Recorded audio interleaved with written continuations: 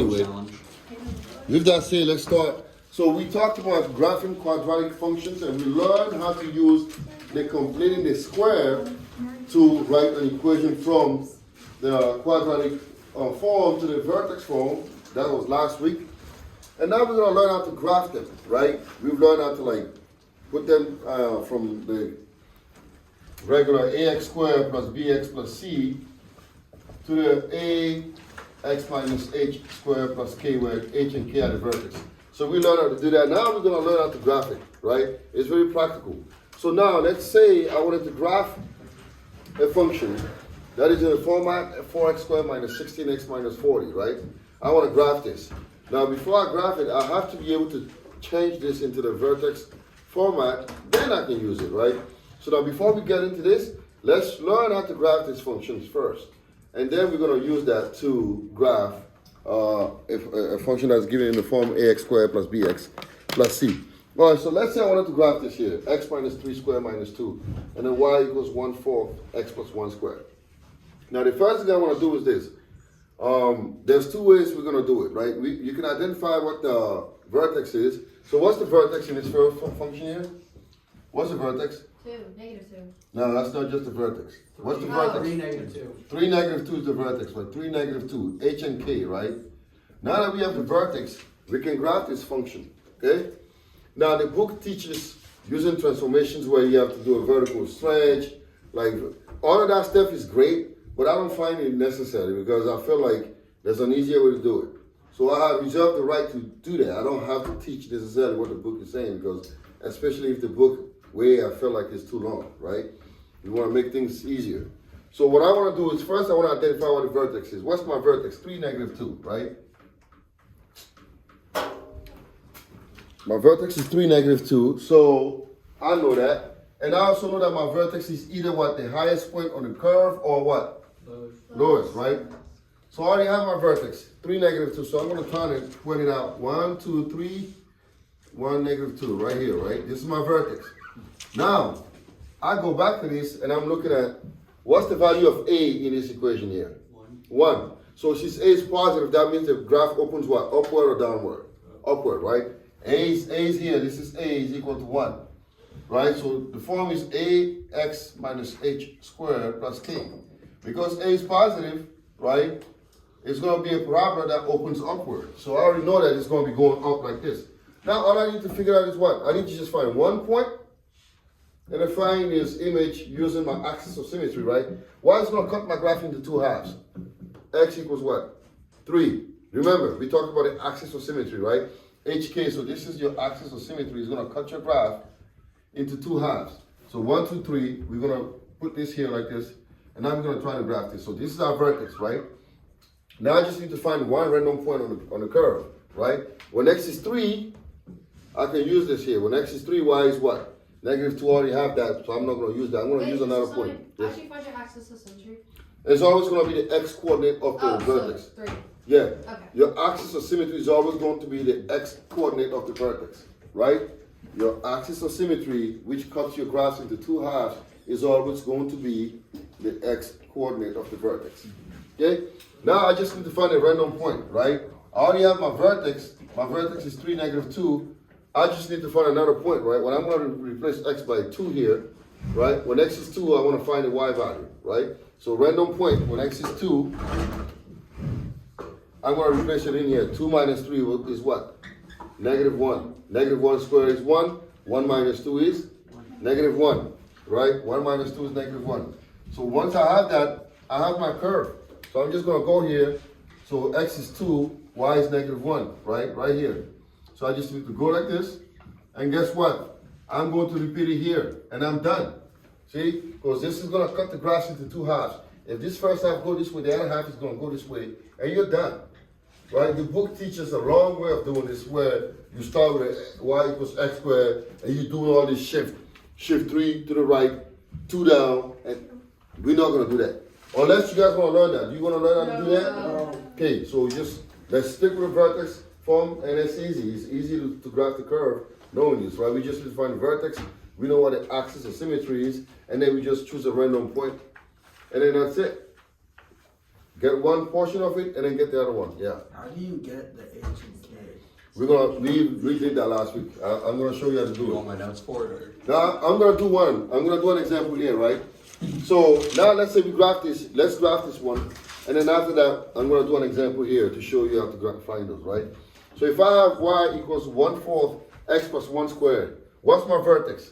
So let me write that first. 1/4 x plus 1 squared. What's my vertex here? Negative 1, 0. Negative 1, 0. Because this is positive, and this is like an imaginary 0 somewhere. We don't have it, right? But because we don't have it does not mean that it doesn't exist. It's just 0, right? So your vertex is going to be negative 1, 0. Does anybody have a problem with y if the vertex is negative 1 and 0? No, all right. So now that we know that the vertex is negative 1 and 0, we just know that it's going to be negative 1 and 0, right? Right here, so what's my axis of symmetry? X equals what, Shay? Negative 1. Negative 1, so this is going to cross your graph into 2 halves, right?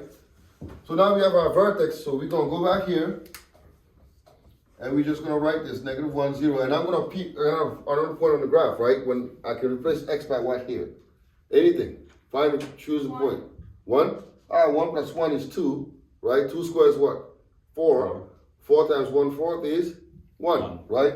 So when x is 2, did you say 1 or 2? I said 1. 1, y is what? 1. 1, all right? So that's it. When x is 1, y is 1, right here, right?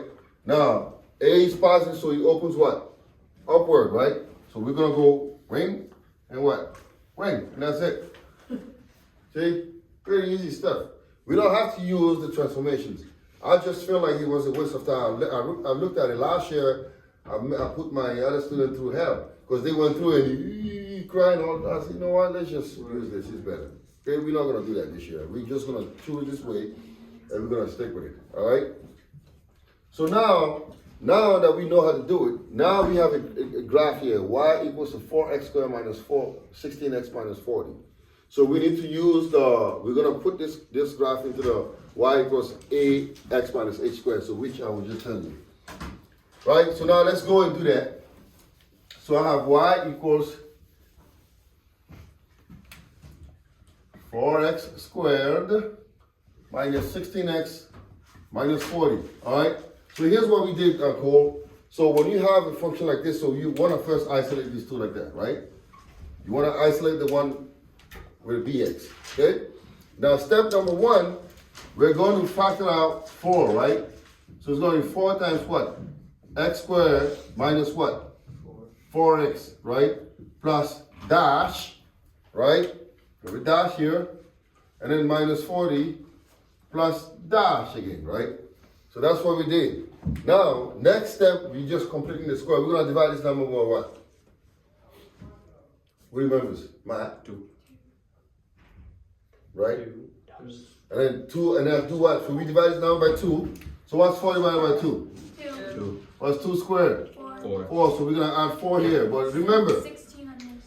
so because this is 4 and 4 is 16, we need to find a way to do what in the equation, balance it out, right? So this is going to be what? Minus 16. 16, but yeah. Minus 16. Isn't that supposed to be a minus right there? Well, yeah, plus, but we could put plus and then negative 16 here. Yeah. To balance it out, right? It's the same thing.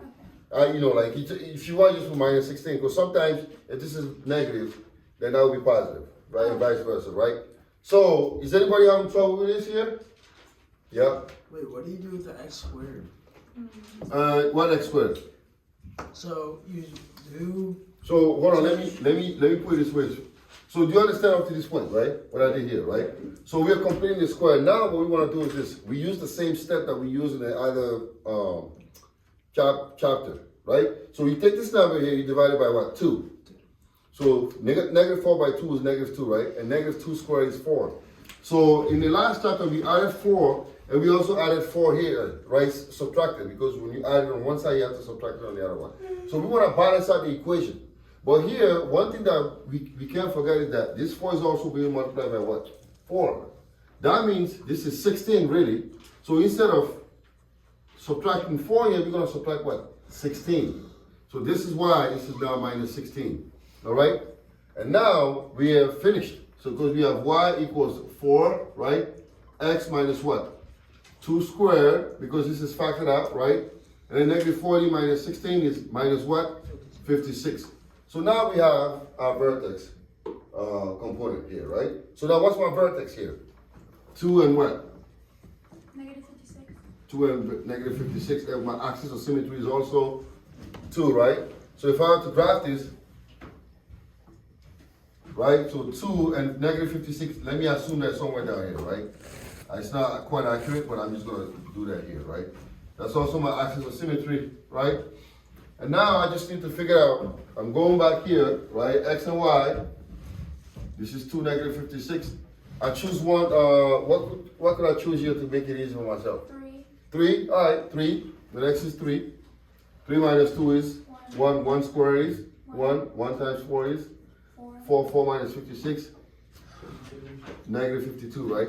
So when X is 3, Y is negative 52, maybe somewhere here, right? I'm just making an assumption. Now, because A is positive, it opens what way? Upward or downward? Upward, right? So it's going to be boom, right? And then boom. And then you're done. So again, make it easy. Can we explain how it opens? Because A is positive. If A is positive, it opens upward, right? And if A is negative, it opens downward. So it depends, all depends on the value of A. A determines whether the graph opens upward or downward. If it's positive, you go upward, so you open upward, and if it's negative, you go down. Okay? Alright, that's pretty much it for this, how to graph this. Now, tomorrow we're going to talk about graphing inequalities, right? So now we're going to have stuff like this. And it's going to have y is less than or equal to x squared minus 3x plus 1. We're going to learn how to graph this. Yeah, dotted line, solid line, and all that kind of stuff. That's good stuff. Okay? So, this is it for this one.